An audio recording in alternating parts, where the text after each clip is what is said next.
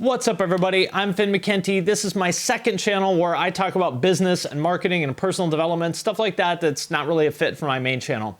In this video, what I'm gonna do is break down for you exactly how much money I make from all the different things that I do. So of all those things, what portion of my income comes from each one of those? And the reason I wanted to do that is basically because this is a puzzle that took me a long time to figure out. And I think if I would have figured this out like 10 years ago, I would have gotten here a lot faster. So for any of you that are trying to figure this out, whether you want to like turn your creative passion into your full-time job, or you just want to have a side hustle or whatever, hopefully something that I say here is going to help the pieces of the puzzle click together for you a little bit more than they do now and a little bit faster than I did. I am not getting rich by any means. I don't want a Ferrari in the driveway. I don't give a shit about living anywhere that's going to impress anybody or having a fancy house to flex on people or a Rolex or go on vacation in Mykonos or, you know, like I don't give a shit about any of that stuff. That does nothing for me. Like that's not interesting. What motivates me is being able to get up every morning and spend my day doing something that I'm passionate about. And if I make enough money to buy a Ferrari from it, cool. But really all I want to do is pay the bills and not have to worry too much about money. And I've been able to get to that place. It took me a long fucking time to get here, but I did it and crossed my fingers. Hopefully I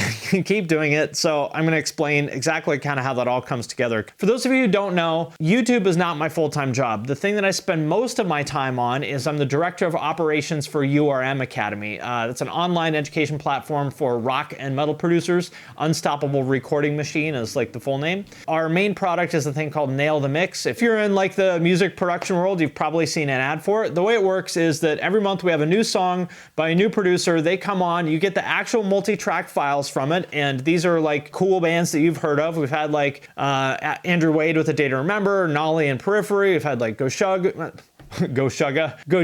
Meshuggah, Lamb of God, Converge, Bring Me the Horizon, Architects, State Champs, Neck Deep, you know, cool bands come on. And then you get the actual multi-track files that they used on that album, like the actual unmixed raw audio files. You get those at the beginning of the month so you can download them and mix them and, you know, kind of see how it was done on the album. And then at the end of the month, the producer who mixed it does a live streaming session where they mix the song from scratch. They show how they did it on the album and you can kind of compare your work to theirs. So that's like 20 bucks a month and we've got a few thousand people in that. I didn't start the company, but I am a partner in it. A.L. Levy is kind of my main partner in crime there. Joey Sturgis and Joel Wanasek are the other two partners. And basically I do the marketing, the tech part, and the customer support part are the main things that I do. So my job is to run the ads that get new people into the program and make sure that the website and everything works and is the best thing it can possibly be so that once they subscribe, they stay subscribed. That is what I get about 60% of my income from and what I spend the majority of my time on. As much as I talk shit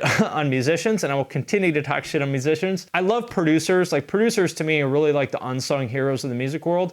And we've got, you know, 4,000 of those people in the URM community and I get to interact with them every day and that's pretty cool. So that's 70% of my income. The other 30% of my income comes from YouTube and YouTube related things. So I would say 20% of it is AdSense revenue. So that's like the pre-roll ads that you see at the beginning of a video where you can skip them. That's about 20% of my income. The brand deals like Dollar Shave Club or Skillshare or whatever, that's about 10% of my income, give or take a bit. And then Patreon is another 10% of my income, and merch like this, which by the way, you can get at the link in the description if you want one.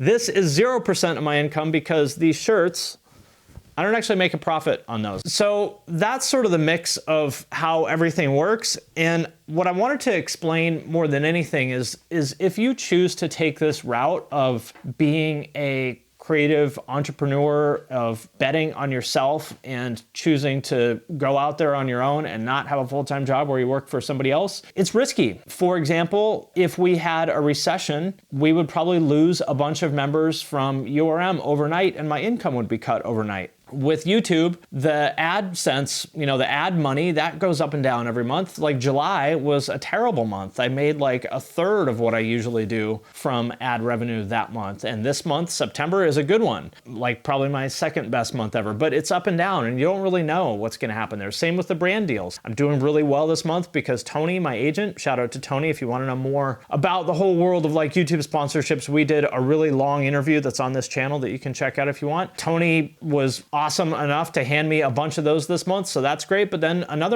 next month I might have zero, right? Patreon is actually pretty steady because you know every month how much you are going to make based on how many patrons you have now. So the way it works is Patreon bills them on the first of every month. So I know right now if I think I have 120 some patrons, that on the first of the month I'm gonna get X dollars deposited in my account. Some of those people are gonna have like declined credit cards and some of those people will cancel, but it's not gonna be like everybody will leave overnight. It's gonna be a small amount of people that come and go every month. So the whole goal, the point here is diversification. Ideally, what you want is several different income streams so that you're not depending on any one of those, because this is an unreliable, high-risk world where shit can go south overnight. And if all your eggs are in one basket, that can be bad news. So I looked at, this, like I would say Periphery are the model example of this to me, because they've got the band, which is, streaming revenue, it's merch, it's touring income, and then all the guys have various different ventures. Like they have Get Good Drums, Misha's got Horizon Devices, he's got his PV and Jackson signature stuff. They've all got their hands in a bunch of different things. And so if any one of those things falls apart, because they could drop you, even if you're a sponsored musician like that, they might go, man, Misha's really expensive, we got to make some cuts, we're going to drop Misha this month. And he could get a call tomorrow that says he's not with Jackson anymore.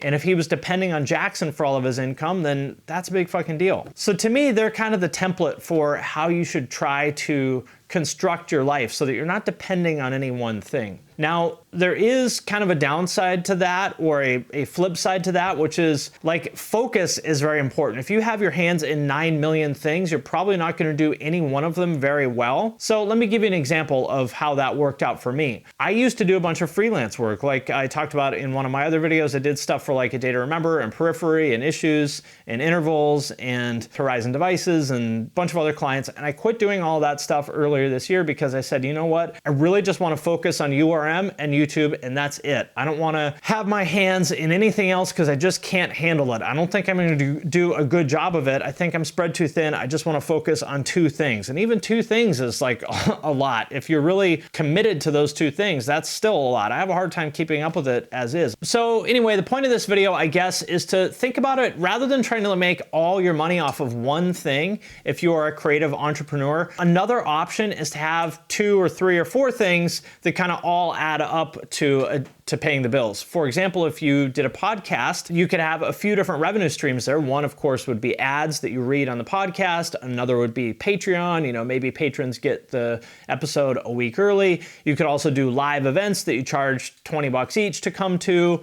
You could do merch, blah, blah, blah. You could put them on YouTube and monetize that. Even within the heading of a podcast, there could be 3, 4, 5 different revenue streams there, right? And if you're a photographer, same thing. You could do some freelance stuff where you shoot for advertising clients. You could sell prints of your stuff online. You could do tutorials that you sell. You could have a Patreon where you give people access to like presets or, whatever it is that people want from photographers. The point is like, just think about all the different ways that you can monetize the thing you do. And I'm not saying you should do all of those because again, you don't want to spread yourself too thin, but think about all the different ways that you could monetize and understand that could add up to almost double your income, right? Or add another 50% of your income if you just think about a few different ways you can monetize it beyond the obvious one. And you want to de-risk your life so that if any one of those things falls apart, like if Patreon shuts your account down tomorrow, that's going to suck. Like if Patreon shut me down tomorrow, that would sting, but I would be okay because I have these other income sources. And so if you're going to take this